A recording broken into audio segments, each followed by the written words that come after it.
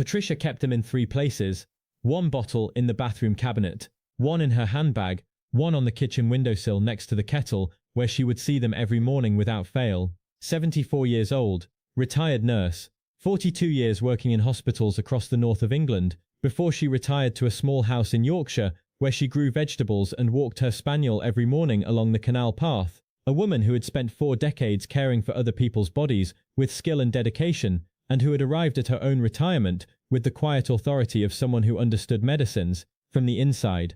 Patricia had arthritis in both knees and her left hip, had done for 7 years. The pain was manageable most days, not debilitating, not the kind that stopped her from her garden or her walks, but present, a constant background companion that flared on cold mornings and after longer walks, and on the days when the Yorkshire weather turned damp and heavy, the way it so often did. She managed it the way she had seen thousands of patients manage it throughout her career, the way every pharmacist had ever recommended, the way the television advertisements suggested, and the way the packet instructions permitted. Ibuprofen, 200 milligram tablets, 2 at a time, 3 times a day when the pain was significant, sometimes 4 times. She had been doing this for 4 years, every single day without exception on the bad days, most days on the better ones. She was a nurse. She knew what ibuprofen was. She knew it was an anti-inflammatory. She knew it was available without prescription. She knew millions of people took it daily. She had recommended it to patients herself over 42 years of practice. What Patricia did not know, what had changed in the research literature after her clinical training years, what the packet instructions communicated in print, so small and language so technical that almost nobody read them completely, was what 4 years of daily ibuprofen was doing to the stomach lining of a 74-year-old woman with the specific physiological vulnerabilities that age had introduced into her body. She thought she understood completely. She came to me not because she suspected her pain relief was causing her harm. She came to me because she had been experiencing what she described as a vague, persistent discomfort in her upper abdomen for several months, mild nausea most mornings, a loss of appetite that she had attributed to age, and an episode 3 weeks before her appointment that she described with the particular clinical understatement of a former nurse who had spent 4 decades telling other people not to minimize their symptoms. She said she had passed some dark stool. Once she had told herself it was probably dietary. She had watched it for 2 weeks before deciding to mention it. I looked at her across my desk and felt the specific controlled urgency that a physician feels when a patient has just described a symptom that requires same-day investigation. I told her we needed to act on this today, not next week. Today. Her endoscopy that afternoon showed a gastric ulcer, not small, not early, a significant ulcer in the lining of her stomach, with evidence of recent bleeding. The dark stool she had noticed 3 weeks earlier and attributed to diet had been melena, digested blood. Her stomach had been bleeding. She had been bleeding internally for at least 3 weeks while she took her ibuprofen every morning, next to the kettle, because her knees hurt. My name is Dr. James Harlow. I have spent 10 years in internal medicine, with a focused specialization in cardiovascular and metabolic health in adults over 50. And in that decade, ibuprofen and its related class of medications called non-steroidal anti-inflammatory drugs, or NSAIDs, have been responsible for more serious preventable harm in my older adult patients than almost any other commonly used substance I can name. Not because they are unusual or obscure, because they are universal, because they are trusted, because they sit on kitchen windowsills next to kettles and in bathroom cabinets and in handbags throughout the UK and the United States and throughout the world, because the people taking them daily are not reckless. They are managing real pain with the tools they have been told are safe. And for adults over 60, they are frequently not safe. Not at daily doses, not over months and years, not without the specific monitoring and protective interventions that most people taking them have never been offered and never been told they need. Today I am going to tell you Patricia's complete story. I am going to explain exactly what NSAIDs do to the aging gastrointestinal system that the packet insert never communicates clearly enough. I am going to tell you who is most at risk and why. And I am going to give you the complete picture of what safer alternatives exist and what protective measures are essential if NSAIDs are genuinely necessary for your pain management. Please stay with me through every minute of this video, because some of what I am about to tell you will change how you look at the bottle you reach for when your knees hurt in the morning. And please share this before you finish watching, because right now, millions of older adults across the UK and the United States are taking ibuprofen every single day, believing it is a safe and appropriate long-term solution for their pain. They deserve to know what Patricia's endoscopy showed. Let us begin. Why ibuprofen became the most trusted pain relief for older adults. Before I tell you what was happening to Patricia's stomach, I want to acknowledge something honestly. Because this video is not about telling you that ibuprofen is poison and you should never take it again. It is about telling you the complete truth, the part that is on every pharmacy shelf, and the part that is in the gastroenterology research that never makes it onto the packet. Ibuprofen belongs to a class of medications called non-steroidal anti-inflammatory drugs, NSAIDs. They work by blocking specific enzymes called cyclooxygenase enzymes, COCOX-1 and COCOX-2, that are involved in producing prostaglandins. Prostaglandins drive inflammation and pain, block prostaglandin production, and you reduce inflammation and relieve pain. This mechanism is effective, well understood, and genuinely useful for acute pain management. Ibuprofen is effective. It works for the pain it is taken for. This is real. This is why it is trusted. This is why Patricia had kept it in 3 places for 4 years. It helped her knees. It helped her hip. It allowed her to walk her spaniel along the canal path on mornings when the cold had stiffened everything. But here is what the COX enzyme blocking mechanism also does, that the pain relief marketing never leads with. Prostaglandins do not only drive inflammation and pain, they also perform critical protective functions in the stomach lining. Specifically, they stimulate the production of the thick mucus layer that protects the stomach's inner surface from its own acid. They promote the regeneration of the cells that make up the stomach lining. They regulate blood flow to the gastric mucosa, ensuring that the stomach lining receives the oxygen and nutrients it needs to maintain its integrity. When ibuprofen blocks COCOX enzymes to reduce pain, it simultaneously blocks these prostaglandins. The protective mucus layer thins. The stomach's capacity to regenerate its lining cells is impaired. Blood flow to the gastric mucosa is reduced. The stomach's inner surface is exposed to acid without its normal defenses. In young adults who take ibuprofen occasionally for acute pain, this exposure is temporary. The protective mechanisms recover between doses. The stomach heals. But in older adults who take ibuprofen daily for chronic pain, the exposure is continuous. The protective mechanisms never fully recover between doses. The stomach lining deteriorates progressively. And the aging gastrointestinal system that Patricia was managing her arthritis pain with was already operating with reduced defenses before the ibuprofen made it worse. What the aging stomach looks like before the first tablet. This is the part of the conversation that most older adults taking daily NSAIDs have never had with anyone. And it is the part that makes the risk so much greater at 74 than it was at 44. After age 60, the stomach undergoes specific and significant changes that reduce its capacity to tolerate NSAID exposure. The mucus-secreting cells of the stomach lining decline in number and productivity with age. The stomach produces less of the protective mucus layer naturally before any medication is added. Gastric acid secretion patterns change. The regenerative capacity of stomach lining cells slows. Recovery from minor mucosal damage that a younger stomach would repair within days takes significantly longer in an older stomach. Blood flow to the gastrointestinal tract decreases with age as cardiovascular efficiency declines. This reduced perfusion means that the stomach lining is already receiving less oxygen and fewer nutrients for its maintenance and repair than it was 20 years earlier.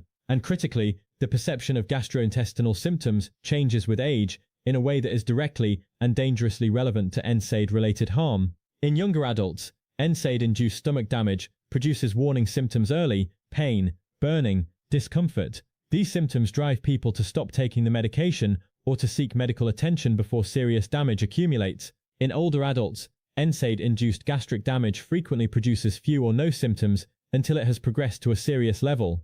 The reduced visceral pain sensitivity that comes with aging means that stomach ulcers can develop and even bleed significantly before the patient experiences symptoms that they recognize as requiring attention. Patricia is a perfect example of this silent progression. She had mild vague discomfort that she attributed to age. Mild nausea she attributed to her morning routine. She noticed dark stool once and attributed it to diet. Her stomach had been developing a significant bleeding ulcer for an unknown period of time, and her symptom experience had been so mild and so easily explained away that she had continued her daily ibuprofen for 3 weeks after her stomach was already bleeding.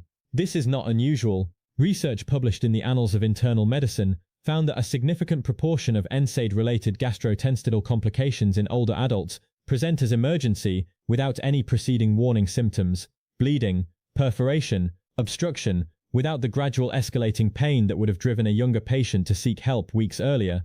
The silent stomach, the aging gastrointestinal system that hurts less as it deteriorates more, taking a medication that strips its remaining defenses. For years, because the knees hurt and the tablets are next to the kettle, and they have always been considered safe. The specific numbers that should stop everyone over 60 reading this packet insert. I want to give you the research directly, because I think numbers communicate something that clinical description alone does not. A landmark study published in The Lancet examined gastrointestinal complication rates in adults taking regular NSAIDs and found that adults over 65 had a risk of serious NSAID-related gastrointestinal complications 3 to 5 times higher than younger adults taking the same medications at the same doses, 3 to 5 times higher, not a marginal increase, a fundamental change in risk profile based on age alone. A study published in the British Medical Journal examining NSAID prescribing patterns in UK general practice found that approximately 1 in 5 adults over 65 taking regular NSAID experienced clinically significant gastrointestinal complications within 12 months. 1 in 5. If you are in a room with 5 older adults taking daily ibuprofen, statistically, one of them will have a significant gastrointestinal complication this year. The American Gastroenterological Association estimates that NSAID-related gastrointestinal complications result in approximately 100,000 hospitalizations and 16,500 deaths annually in the United States alone. The majority of these occur in adults over 60. The majority are preventable.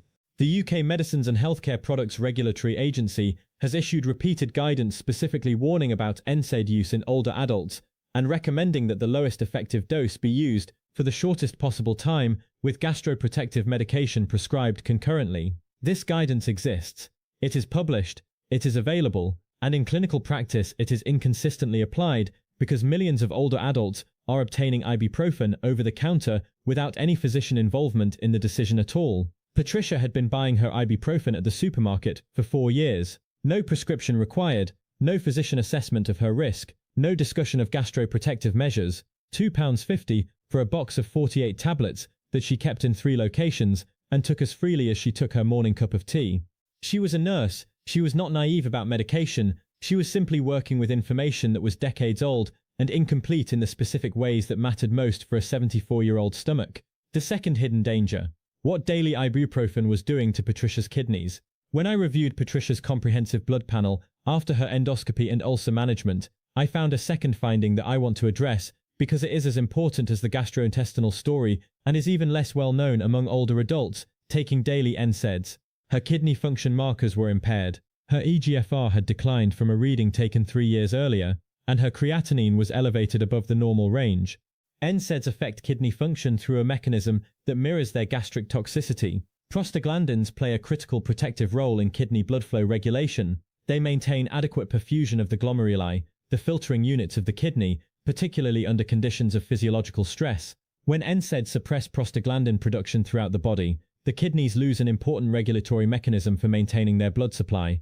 In healthy young adults with robust cardiovascular function, this effect is manageable. In older adults whose kidney perfusion is already reduced by age-related cardiovascular changes, and whose glomerular filtration efficiency has already declined by 30 to 40%, daily NSAID suppression of renal prostaglandins creates a continuous reduction in kidney blood flow that drives progressive kidney damage. A meta-analysis published in the American Journal of Kidney Diseases found that regular NSAID use in adults over 65 was associated with a significantly increased risk of acute kidney injury, accelerated chronic kidney disease progression. The risk was dose-dependent and duration-dependent. More tablets daily for more years meant more kidney damage. Patricia's kidneys had been sustaining 4 years of reduced prostaglandin-mediated protection. The damage was real, measurable, and it had been completely invisible to her, because kidney function decline is as silent as the gastric ulcer formation had been. She had been managing joint pain with a medication that was simultaneously eroding her stomach lining and damaging her kidneys, in the quiet way that aging bodies sustain damage without screaming about it until something serious enough to force attention finally occurs. The third hidden danger. What daily ibuprofen was doing to Patricia's heart. There is a third organ system that daily NSAID use threatens in older adults, and it is the one that many people are most completely unaware of: the heart. NSAIDs increase the risk of cardiovascular events including heart attack and stroke in older adults through multiple mechanisms. They promote sodium and water retention, which raises blood pressure. They interfere with the antiplatelet effects of low-dose aspirin that many older adults take for cardiovascular protection, directly reducing its protective benefit. They promote vasoconstriction in blood vessels supplying the heart, and they increase the prothrombotic tendency of the blood, making clot formation more likely. A comprehensive meta-analysis published in The Lancet examining cardiovascular outcomes in NSAID users, found that all NSAIDs including ibuprofen were associated with increased risk of major cardiovascular events. The risk was approximately one-third higher in regular NSAID users compared to non-users, and the risk was amplified in adults with existing cardiovascular conditions, elevated blood pressure, or diabetes, all of which are common in adults over 65. Patricia had mild hypertension managed with medication.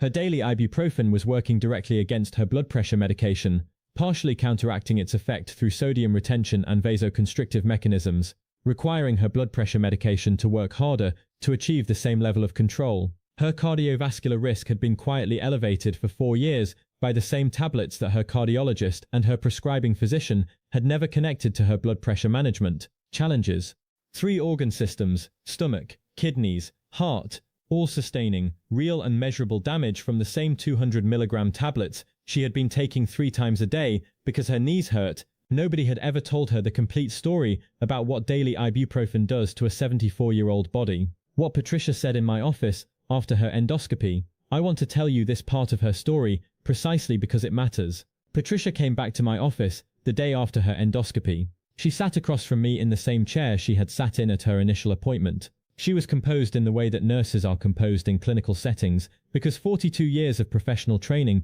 does not leave you simply because you are now sitting on the patient side of the desk. She listened to me explain everything I have just explained to you. The gastric mechanism, the kidney findings, the cardiovascular risk, the silent progression, the research numbers. When I finished, she was quiet for a long moment. Then she said something I want you to hear exactly as she said it. She said, "I spent 42 years telling people to read the packet. And I never read mine, not properly, not the small print, not with the understanding that what is safe at 45 is not safe at 74. I just assumed that because I could buy it at the supermarket, it was appropriate for me." She paused. Then she said, "How many people are doing exactly what I was doing right now? Today, millions, in the UK and the United States alone. Millions of older adults managing real chronic pain with over-the-counter NSAIDs that they buy without physician involvement, take without gastroprotective measures, and continue without any monitoring of the kidney and cardiovascular damage that may be quietly accumulating." This video exists because of that question she asked, what Patricia did next, and what you need to do right now. We treated Patricia's gastric ulcer with a full course of proton pump inhibitor therapy and confirmed healing at 6-week follow-up endoscopy. We stopped her ibuprofen completely and immediately. We implemented a comprehensive pain management plan that addressed her arthritis through multiple pathways that did not require daily NSAID use. I want to share that plan with you because I think it is genuinely important for every older adult managing chronic joint pain to understand that daily NSAIDs are not the only option, and in many cases, not the best option. Topical diclofenac gel applied directly to the affected joint delivers anti-inflammatory medication to the specific painful area with dramatically lower systemic absorption than oral tablets. Studies comparing topical NSAIDs to oral NSAIDs in older adults with knee osteoarthritis have shown comparable pain relief with significantly lower rates of gastrointestinal, kidney, and cardiovascular complications. If you are taking oral ibuprofen daily for knee or hip pain specifically, ask your doctor about topical anti-inflammatory preparations as a safer alternative. Paracetamol, known as acetaminophen in the United States, at appropriate doses does not carry the same gastrointestinal, kidney or cardiovascular risks as NSAIDs. It is less effective for inflammatory pain, but for the background chronic pain of osteoarthritis, it provides meaningful relief without the organ toxicity profile of ibuprofen. The critical caveat for older adults is dose. Paracetamol at excessive doses or in combination with alcohol causes liver damage. Maximum daily dose guidance must be followed and alcohol intake must be considered. But at appropriate doses, paracetamol is significantly safer than daily ibuprofen for most older adults. Duloxetine has demonstrated meaningful efficacy for chronic musculoskeletal pain in older adults and works through a completely different central nervous system mechanism that does not involve the gastrointestinal, kidney or cardiovascular prostaglandin pathways that make NSAIDs dangerous. Physical therapy targeting the specific muscle groups supporting arthritic joints has demonstrated in multiple clinical trials to reduce pain and improve function in knee and hip osteoarthritis, comparably to NSAID medication in many patients, without any organ toxicity whatsoever. If NSAIDs are genuinely necessary for your pain management, after exploring these alternatives, here is the minimum protective framework that responsible NSAID prescribing in older adults requires, and that most over-the-counter users have never been offered. Always take the lowest effective dose, never exceed what actually controls the pain to an acceptable level. More is not better, and more is significantly more dangerous. Always take NSAIDs with food, never on an empty stomach. Food does not fully protect the gastric mucosa from NSAID toxicity, but it meaningfully reduces the direct acid contact that accelerates mucosal damage. Always take a proton pump inhibitor concurrently if you are over 60 and taking NSAIDs regularly. Research consistently shows that PPI co-prescription reduces NSAID-related gastrointestinal complication rates significantly. This is standard guidance from gastroenterology societies in both the UK and the United States.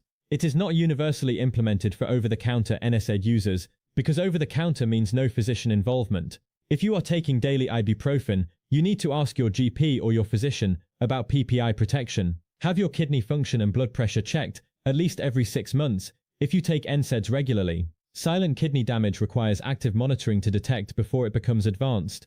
And if you experience any dark or tarry stools, any episode of vomiting blood or material that looks like coffee grounds, any significant new abdominal pain, or any unexplained dizziness or weakness, treat these as urgent symptoms. Do not wait 2 weeks.